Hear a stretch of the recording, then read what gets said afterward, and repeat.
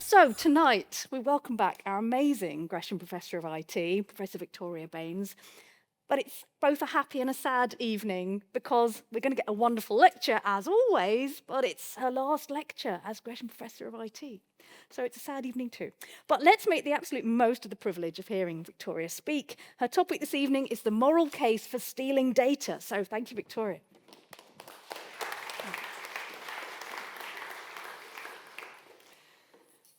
Thank you, Sarah. Somehow I have managed to deliver 3 years of Gresham lectures on information technology without really discussing Edward Snowden in any great detail. So, for those of you who have been waiting for me to do so, thank you for your patience. The wait is over, or at least it will be very shortly, because first, I need to tell you about 1194. Believe it or not, 1194 was a very big year in the history of data theft. History tells us that we can sometimes have unexpected, unauthorized access to data, and this appears to have been the case for Richard the Lionheart. In the last 800 years, there has been much speculation about the nature of his relationship with King Philip II of France. And some people have even held that they were lovers, based on the following text in the Chronicle of the reign of Richard's father, Henry II. Richard, Duke of Aquitaine, the son of the King of England, remained with Philip, the King of France, who so honoured him for so long that they ate every day at the same table and from the same dish, and at night their beds did not separate them. And the King of France loved him as his own soul, and they loved each other so much that the King of England was absolutely astonished at the passionate love between them and marvelled at it. However, this closeness did not stop them going to war. In July 1194, their forces met at Fréteval in the Loire Valley. By now, King Richard ambushed Philip, who promptly fled, abandoning his baggage train, which, according to Roger of Howden, contained vast treasure, with the furniture of the King's chapel and the papers of all the subjects of the King of England who had deserted him and become adherents of the King of France and Earl John. So seizure of information doesn't appear to have been the primary aim, but it gave Richard a strategic advantage because the papers on the deserters may have contained sensitive information, what we would now perhaps categorize as personal data. And one can see how information on their geographical locations might be used to pursue them or on their financial resources to extort them. Sensitive data, however it comes to be subject to unauthorized access, can endanger. Spurned lover steals secret papers is a great headline, and we see elements of this story in dramatic representations, including James Goldman's The Lion in Winter and its mesmerizing movie adaptation from the late 1960s. Some historians see the Battle of Fréteval as a defining moment in European data history. And one belief is that it caused Philip to establish standing archives, the Trésor des Chartes. But this has been challenged by researchers at the French National Archive, who have cautioned that the first mention of a permanent depository for documents doesn't appear until 1231. In around 1205, Philip did begin compiling a cartulary, a register in which important documents were transcribed. So, one might at least be able to infer that data loss at Fréteval may have encouraged the king to alter his practices by keeping what in modern parlance would be termed a backup copy. And this episode highlights how, when data is kept in a physical artifact, it can literally be stolen. Down the centuries, various means have been used to protect repositories of information and knowledge, such as the chained libraries of the medieval period and curses written in the books themselves. When it comes to digital technology, it's very rarely the case that the only copy of data is stolen. Most often, it is copied, just as identity theft more often entails the cloning and reuse of identity credentials. The victim still has the data. The theft consists in the fact that someone else also has it. The physical artifact, if there is one at all, is of negligible value compared to the richly illuminated volumes of earlier eras. Value lies purely in the data stored or transmitted. By contrast, the laborious work of the medieval scribe hindered attempts at swift, clandestine copying, although there is ample evidence that copyists interfered with texts by adding their own insertions, comments, and translations. It's been suggested, indeed, most compellingly by Kathleen Kennedy, that medieval copyists are the ideological ancestors of modern hackers. Why? Because in a pre-copyright era, they treated text-based knowledge as an information commons to be openly distributed and freely recycled. Now, this analogy does have its constraints, not least the fact that reading and writing were very much elite activities until the 20th century in most societies. But it does perhaps help us to consider our contemporary preoccupations of knowledge and information transfer and of data protection from diverse historical perspectives. One obvious motivation for taking data that doesn't belong to us is, of course, financial. And this is the realm of the cyber criminal. And at several points in my lectures, we've seen how our personal data is monetized. Our stolen login credentials can be used to gain unauthorized access to accounts or sold on to others. The ransomware attacks that are so prevalent in the last 10 years rely on extorting victims, demanding that they pay to regain access to locked files or to prevent publication of copied data. And likewise, unauthorized access to proprietary data on cutting-edge research and innovation can give competitors an advantage, be they companies or governments. And what we're really talking about here is espionage, which may conjure up images of 20th century spy cameras, such as this Minox subminiature. And we might describe these as dual-purpose technology, because as well as photographing human activity under covert surveillance, they were a means to copy data, to capture a document where its physical removal would draw unwanted attention. So whether trade secrets or state secrets, this particular flavor of data thief ultimately acts in another's interest. They may be freelancers selling to the highest bidder or direct employees of the benefiting organization or state. But nowadays, data is more portable than it has ever been. Now, the most challenging part of stealing data is obtaining access to it. In the cybercriminal world, this is the aim of phishing attacks that dupe victims into handing over their access credentials. But what if the access has actually been authorized? In cybersecurity, we tend to call this insider threat, and we profile insiders variously as financially motivated or personally aggrieved.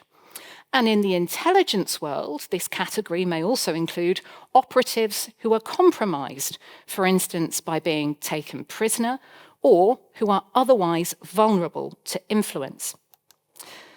In all types of organizations, those who are ideologically motivated to copy and leak data are, of course, often called whistleblowers. And the metaphorical use of this term is actually comparatively recent.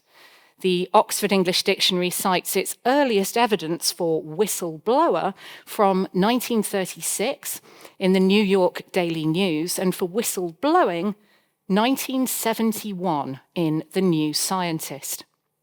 We associate this imagery with perhaps stopping play in sport, sounding an alarm, or compelling action in a law enforcement context.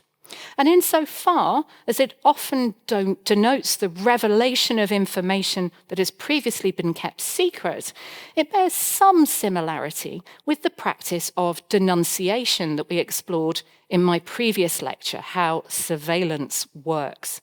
You might remember the French revolutionaries who used evidence from intercepted letters to denounce aristocrats and other traitors. They certainly viewed themselves as exposing wrongdoing. Now, 1971 was a very big year for whistleblowing. It was the year that lawyer and activist Ralph Nader hosted the Conference on Professional Responsibility in Washington, D.C., starting the movement towards legal protection of corporate whistleblowers in the US. And it was also the year that former Rand Corporation analyst Daniel Ellsberg leaked a report he co-authored on the Vietnam War for the US military. What came to be known as the Pentagon Papers revealed a number of details about US involvement in the conflict that had not been made known to the public or the media. Among them, that the geographical scope of US operations was wider than publicly reported, and that the Johnson administration knew from early on in the conflict that their resources were insufficient to win. Now, for me, two key points stand out in this case. The first was the necessity for Ellsberg to steal, that is, photocopy, data in order to prove that what he was alleging was true. Because without evidence, these allegations could easily be denied. But removing data without due authorization has consequences, and particularly when the injured party is the government. For classified data, such as intelligence reporting, the thief is likely to face criminal charges, including theft of government property and violations under espionage legislation. At worst, they can be judged a traitor. So given the risk and impact on government whistleblowers, I think it's fair to say that none of them do it lightly. Secondly, whistleblowers' revelations are very often mediated rather than being released as raw data to the public en masse. Motivations for this include making huge volumes of technical material more accessible to a non-specialist readership, legal risk to the publisher, protection of sources, and, dare I say it, retention of reader engagement over time through serialization. Media outlets are, after all, focused at least in part on their circulation. All 47 volumes of the Pentagon Papers were fully declassified only in 2011, 40 years after highlights were published by the media. And that's not to say that I think media outlets behave dishonestly in selecting material for our consumption, simply that we're often unable to make our own unguided assessment of the alleged wrongdoing. Also unpublished until 2023 was a legal memo which revealed that New York Times reporter Neil Sheehan deceived Daniel Ellsberg. He secretly made copies of the 7,000-page report after promising not to. The unauthorized removal and distribution of the Pentagon Papers set in motion a chain of events that resulted in public debates concerning freedom of the press and the inviolability of the US presidency. President Nixon's administration served an injunction on the New York Times to stop it publishing further excerpts. And at that point, something extraordinary happened. because a second copy of the Pentagon Papers had found its way to Senator Mike Gravel. And on the 29th of June, he convened a subcommittee meeting of the Senate. He read aloud from the papers until 1 o'clock in the morning and thereby entered thousands of pages of the report into the congressional record. He was personally protected by the speech or debate clause of the US Constitution, and that gives Congress members immunity from arrest or investigation for statements made on the floors of the House or Senate. The Supreme Court subsequently ruled later the same day that the New York Times and the Washington Post could continue to publish. The filmed footage of this event is worth a watch, and the transcript of Gravel's at times quite emotional speech is really worth reading in full. Here is just a small clip. I could do it tomorrow, I could do it next week, I could do it the week after. And I could maybe just hang on to the documents and never do anything about it and just sit by and let time go on. But the thing that I'm overpowered with, totally overpowered with, is the fact that this very moment we're killing people in Vietnam with our tax dollars. When I came into possession of these papers, I looked around. And nobody in government had done anything. The only thing that was being done in government was an effort to stifle and hide this stuff. And it just dawned on me that somebody, if we're going to have any faith at all in our institutions, somebody from government's got to have the same resolve, the same feelings for stopping the killing as Ellsberg did, as the Post did, as the New York Times did, as the St. Louis Post-Dispatch, as all these journals. I only myself, because the people who released this were bureaucrats. You know, bureaucrats, the people that we disparage so often. They weren't elected officials, they were bureaucrats. And they have much less risk than I have. The risk that I have is being expulsed from the Senate. For copying and for leaking the papers, Daniel Ellsberg was charged with offences under the 1917 Espionage Act. But charges were dropped in light of evidence that two of the Watergate conspirators had broken into the offices of Ellsberg's psychiatrists to obtain files from this very filing cabinet, and that the White House had ordered Ellsberg's communications to be illegally wiretapped. So the ruling was not that Ellsberg was innocent of the charges, but that there was a mistrial due to procedural irregularities. Recordings of the president's telephone conversations on the day of first publication, the 13th of June, revealed that criminal prosecution was under discussion very early on. At 3 p.m., he had a phone call with Henry Kissinger, who was then serving as his national security advisor.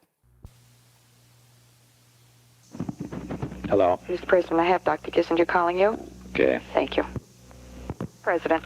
Hello. Mr. President. Hi, Henry. How are things in California? Well, I just got here, and I'm going to leave very early in the morning, so I'll be back in the early afternoon. Oh, I see. Well, that's, the Hague was very disturbed by that New York Times thing. I thought that Mr. President, I think. unconscionable damn thing to them to do. Unconscionable. Of course, it's unconscionable on the part of the people that leaked it. Fortunately, it didn't come out in our administration. According to Hague, it all relates to the two previous administrations. Is that correct? That is right. Well, you know, it may not have the effect it intended. The thing, though, that Henry, that to me is just unconscionable. This is treasonable action on the part of the bastards that put it out. Exactly, Mr. President. Doesn't it involve secure information, a lot of other things? What kind of people would do such things? It has the highest classification, Mr. President. Yeah. It's treasonable. There's no question. It's actionable. I'm absolutely certain that this violates all sorts of security law. And the Times will justify it on the basis that it serves the national interest. Is that right? Oh. My God, you know, can you imagine the New York Times doing a thing like this 10 years ago?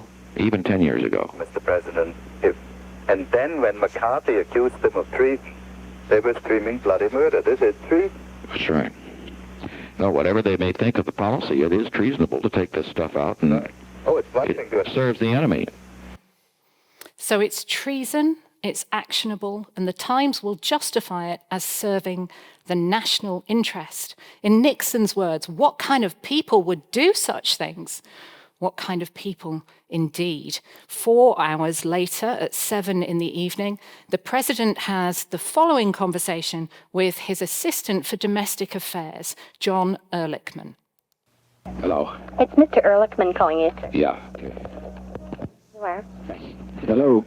Yeah. Mr. President, the Attorney General's called a couple times about these New York Times stories, and he's advised by his people that unless he puts the Times on notice, he's probably going to waive any right of prosecution against the newspaper. And he is calling now to see if you would approve his putting them on notice before their first edition for tomorrow comes out. I realize there are negatives to this in terms of the vote on the Hill.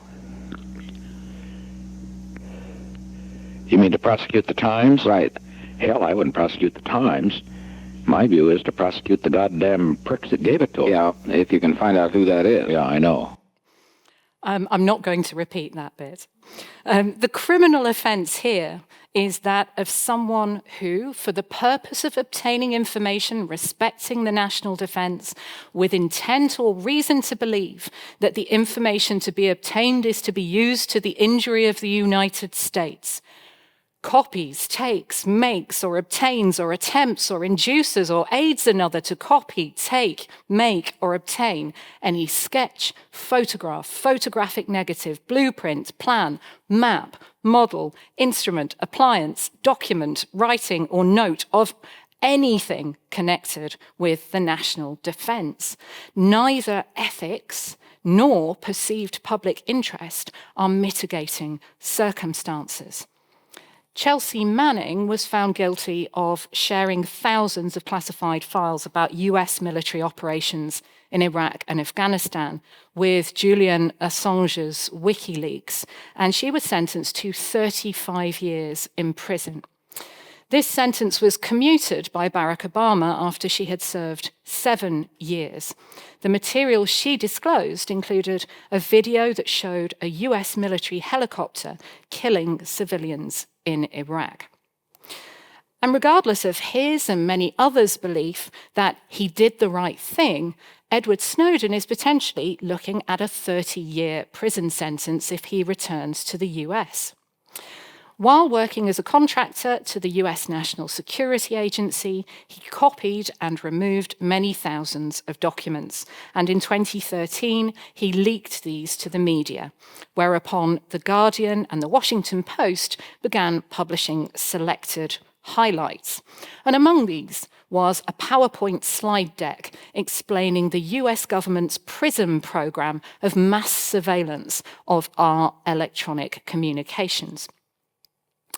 While it may make legal sense to governments to designate as traitors those who leak classified data, the rhetoric used by some spokespeople borders on the retaliatory. In a 2016 interview before his appointments by President Trump as director of the CIA and then Secretary of State, Congressman Mike Pompeo said in a TV interview, and speaking directly to the camera, directly to us, that the traitor Edward Snowden should be brought back from Russia and given due process. And I think that the proper outcome would be that he would be given a death sentence for having put friends of mine, friends of yours in the military today at enormous risk because of the information he stole and then released to foreign powers.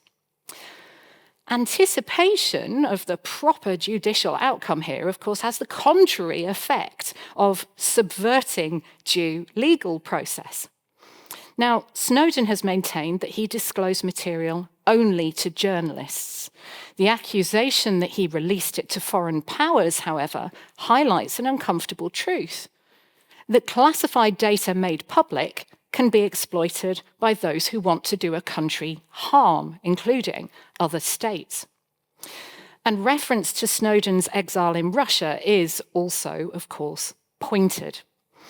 Although a statement published by WikiLeaks claimed that he had sought asylum in 20 other countries before Russia, the association with the Cold War enemy has always been problematic, and it's become even more so in light of geopolitical developments in recent years and reports that Snowden has been working for a Russian IT company.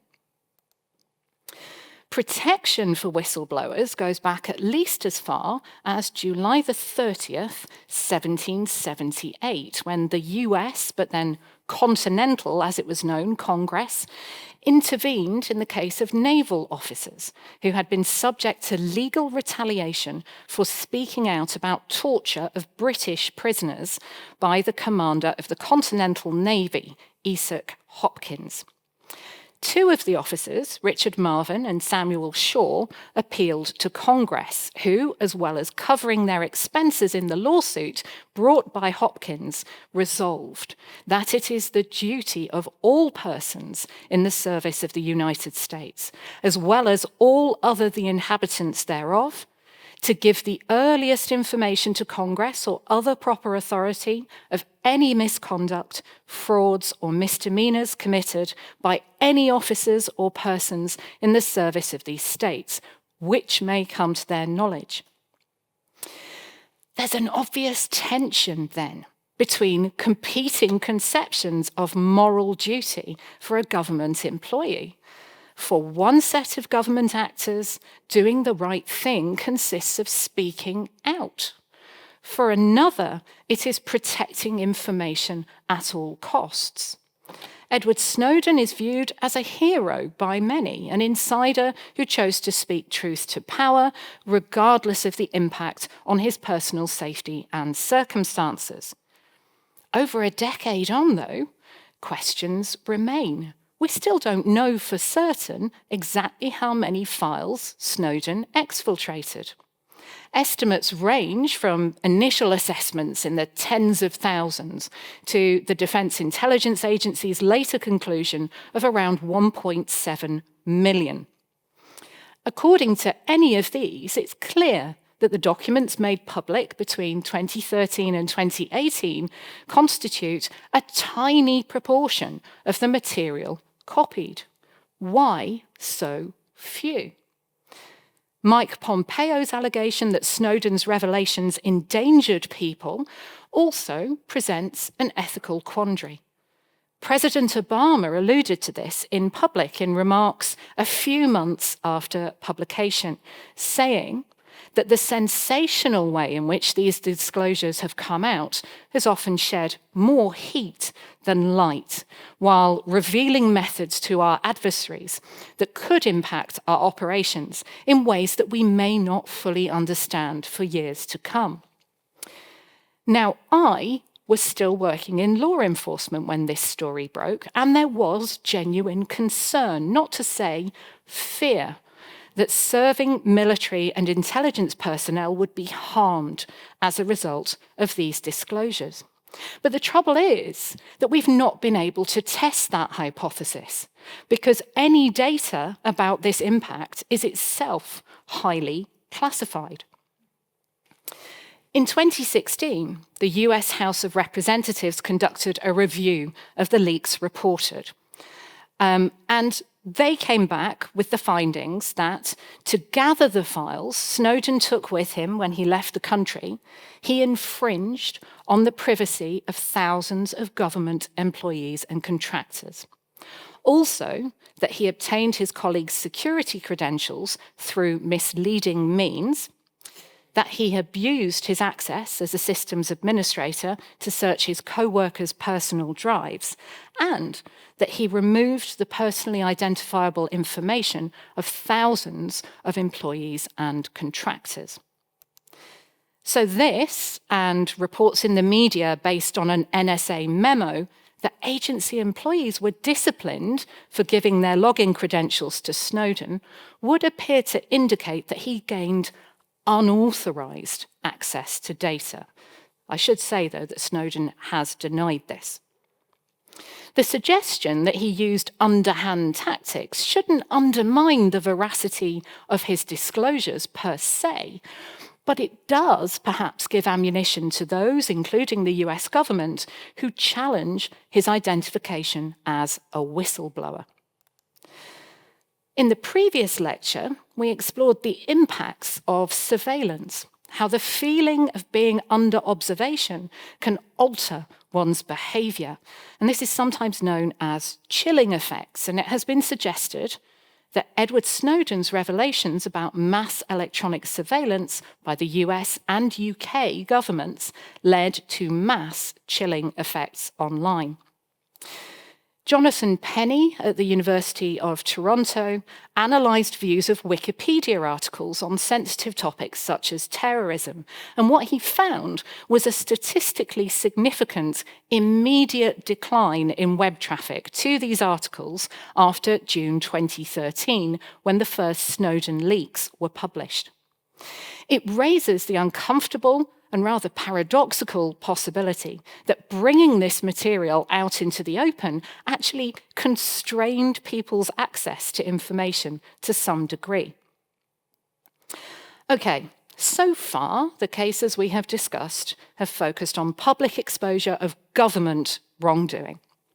In the corporate world, it's now seen as a mark of an ethically responsible company to have a process for raising concerns and protecting those who do.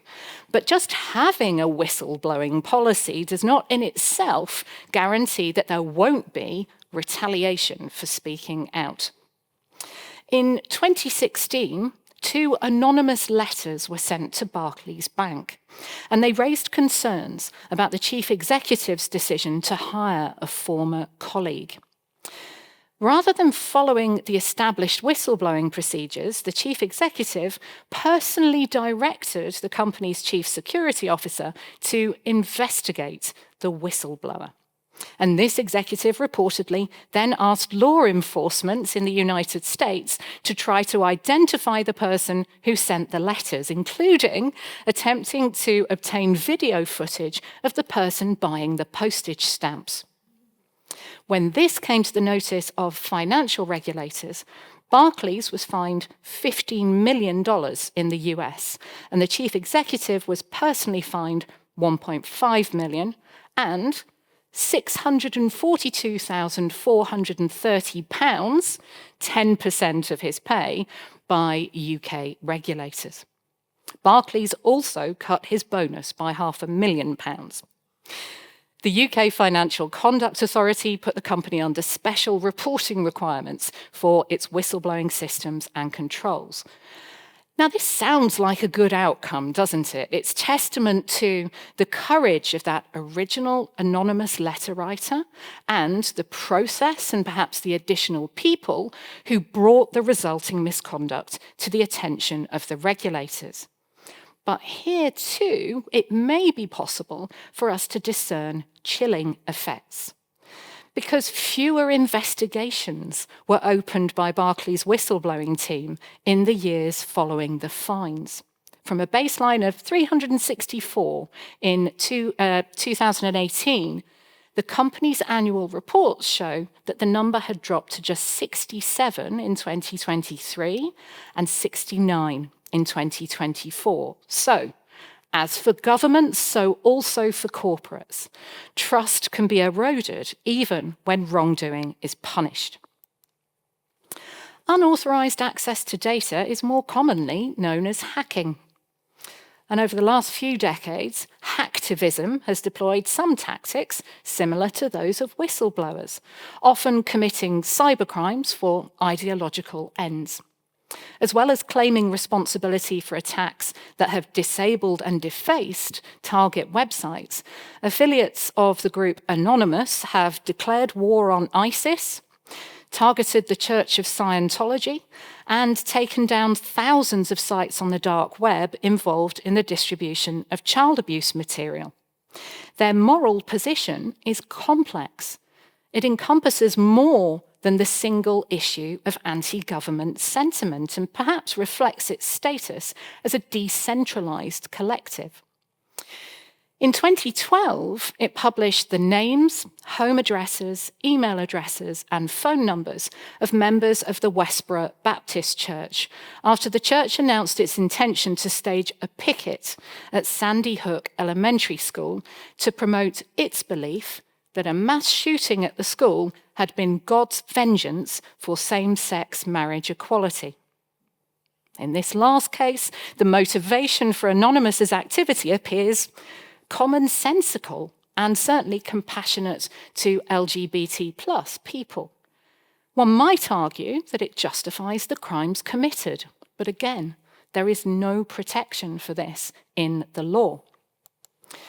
There is greater acceptance of ethical hacking, a practice which entails identifying vulnerabilities in software, systems, or networks, and reporting them to the organization at risk so that they can take remedial action.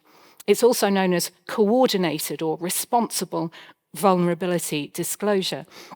And it spawned a new income stream and specialization in cybersecurity.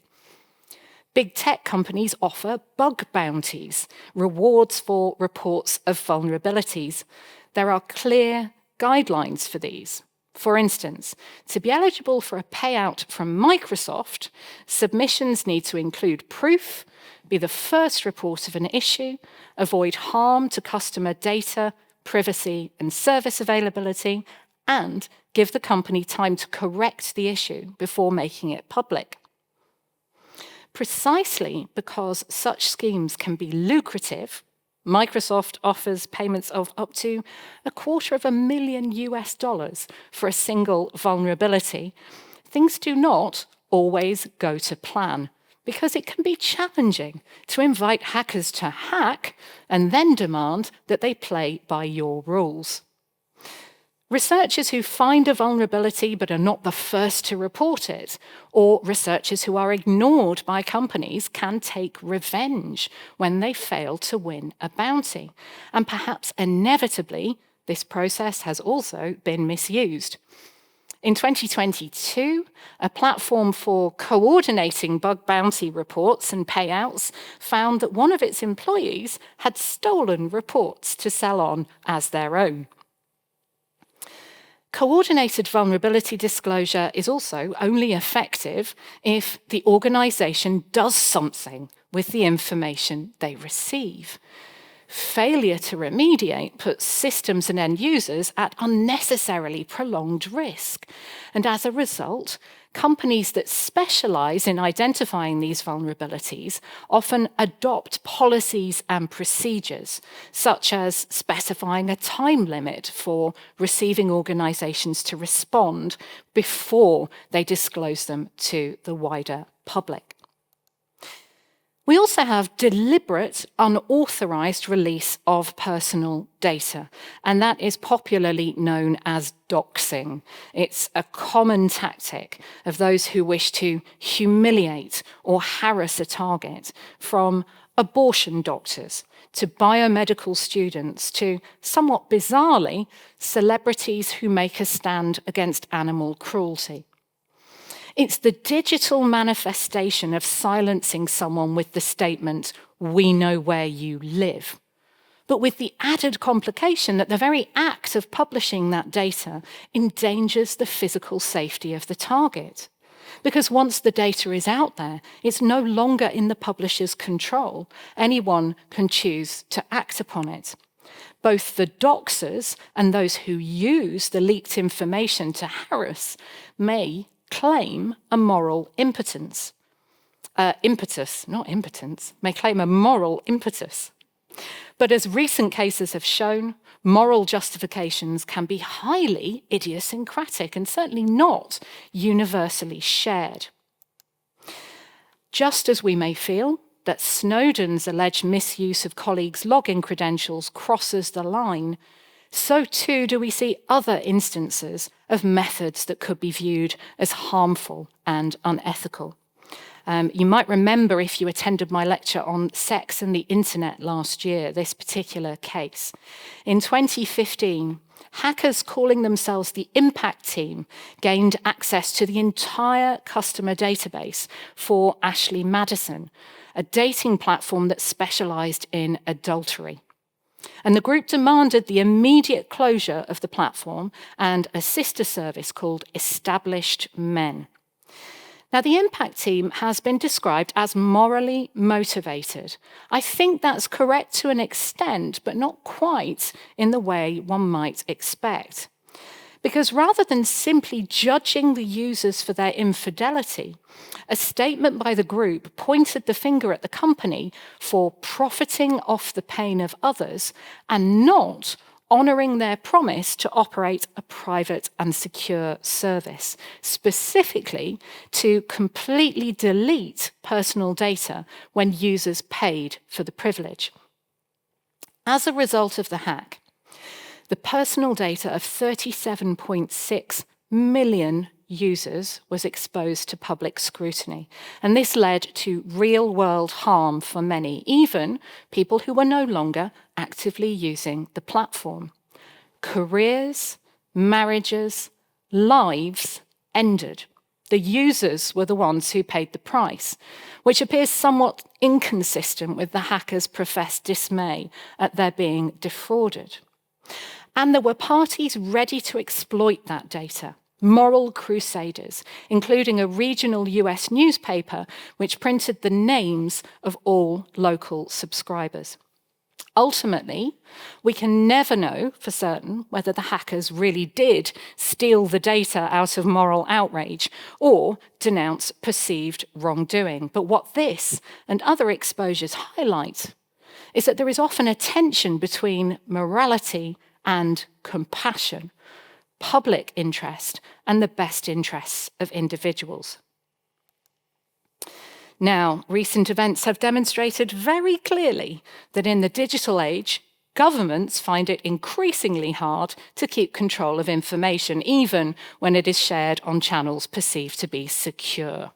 In March of this year, journalist Jeffrey Goldberg did not hack his way into a discussion on the messaging app Signal between leading US government figures about plans to attack the Houthi group in Yemen. He was mistakenly added to the group by National Security Advisor Mike Waltz. Vice President J.D. Vance and Secretary of Defense Pete Hegseth discussed the pros and cons of airstrikes, and Hegseth reassures the group that he will do all we can to enforce 100% operational security. In previous lectures, particularly Cybersecurity for Humans, way back in 2023, we discovered how protecting information, networks, and systems relies not only on technology, but also on following due process and ensuring that we address human vulnerabilities. Using an end-to-end encrypted app like Signal means that messages can be read only by those who are members of the group. But all the technical security measures in the world cannot eliminate the risk of failures in process and human error. In this case, adding someone to the group who really shouldn't be there. Now, the Trump administration maintains that no classified information was shared in the group. But the discussion is certainly sensitive and its publication arguably embarrassing. Vance and Hegseth make highly informal references to bailing out Europe again and pathetic European freeloading. Hegseth distributes the precise timetable for airstrikes, and I quote in capital letters, "This is when the first bombs will definitely drop." And we see some lovely use of macho emojis when targets are hit. So this was clearly not intended for a wider audience, let alone a public one. And in this context, Hegseth's reiteration that we are currently clean on operational security, unfortunately and somewhat ironically, did not apply to the channel on which it was uttered. Messages in the group were set to disappear after a specified period of time. And in the material published by Goldberg, this was changed by Mike Waltz from 1 week to 4 weeks. As emerged also here in the UK, in the inquiry into the government's response to COVID-19, use of unofficial messaging channels can frustrate oversight and accountability efforts, especially where messages are liable to deletion. Also of note, it has since been reported that Waltz used a third-party app to create an archive of these chats on Signal, and of course that this has itself been hacked. Insofar as they appear to evidence poor operational security and less than statesmanlike behaviour, there's a strong case for arguing that Goldberg's revelations were clearly in the public interest. For its part, the Trump administration initially accused the journalist of lying and then branded him, quote, a total sleazebag when he published the group chats to which he was party. The connotation of this insult suggests that he behaved unethically, that the right thing to do was to keep the incident and the content of the discussion to himself. But Goldberg is a journalist. He clearly has a different moral imperative to that of the US government.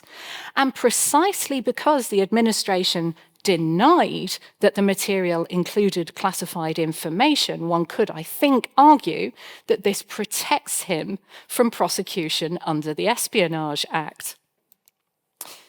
The tendency to human error in the current US administration and the volume of data copied by Edward Snowden prompt a further question concerning the sheer scale of classified information generated and held by governments and utility of the same. Might we argue that there is a moral case for stealing data purely to shed light on the extent of the machinery of secrecy? Systematic analysis of declassified information by the History Lab at Columbia University indicates that the US government has a tendency to misclassify information. Its principal investigator, Matthew Connolly, has observed that 1.3 million Americans have security clearance to view top secret information. That's more than the population of Birmingham, UK, and about the same as Devon and Cornwall put together. Among the insights from the Snowden leaks was an item line in an NSA spreadsheet for almost $50 million a year on research into coping with information overload. The urge to hoard and secure all the relevant data available predates the digital age, as this 1940s photo of the FBI's vast identification haul illustrates. But we now find ourselves in a tech-facilitated paradox. IT at once enables governments to collect, but also lose more sensitive information than ever before. In the last 3 years, I have given 18 Gresham lectures, including this one. From the outset, we've considered how ownership and regulation of technology is complicated by different and sometimes diverging perceptions of what is acceptable behavior, how our emotional investment in online interactions and experiences blurs the line between digital and physical and allows others to exploit our hopes, fears, and principles. We've seen how our use of IT confronts us with tough ethical choices. We asked you, the people, what they thought, and you, the people, told us that you find them tough too. We've explored what happens when we mystify and catastrophize technology. We identified ways to make cybersecurity more inclusive and accessible, and we put them into practice in our Cyber Shorts series of safety videos. Keep IT clean, keep IT safe, keep IT secure. Because when you keep IT safe, you keep everyone safe. Carry on. Doing my very, very best Celia Johnson impression there. We've challenged preconceptions about who gets to use and misuse digital technology, examined our increasing reliance on IT for our critical infrastructure, our physiology, and our intimate relationships. We've taken stock of its impact on our privacy, and, of course, wondered where all of this is headed. This year, we've sought out lessons from history, and we've discovered ancestors who, like us, coveted and even fetishized technology and exploited others in the name of progress. We've seen how people find a way to communicate even in the face of significant obstacles. We've found that our love-hate relationship with artificial intelligence is nothing new. We've questioned the use of data to describe, prescribe, and proscribe us. And we've acknowledged our deep-seated urges to watch and control each other with technology. The morals and ethics of all of us, whether we are private citizens, corporations, or governments, have been close to the surface throughout, even when I didn't expect they would be. Technology does not develop in a vacuum. It always has been and always will be shaped by society and shaping it in return. As soon as it is put in the hands of any person or group of people, it reflects their morals and ethics just as much as it may challenge them. So, what have I learned from my Gresham lectures, and what do I hope you'll take away from them? That information technology is never, ever neutral. It is never just zeros and ones. Thank you very much indeed.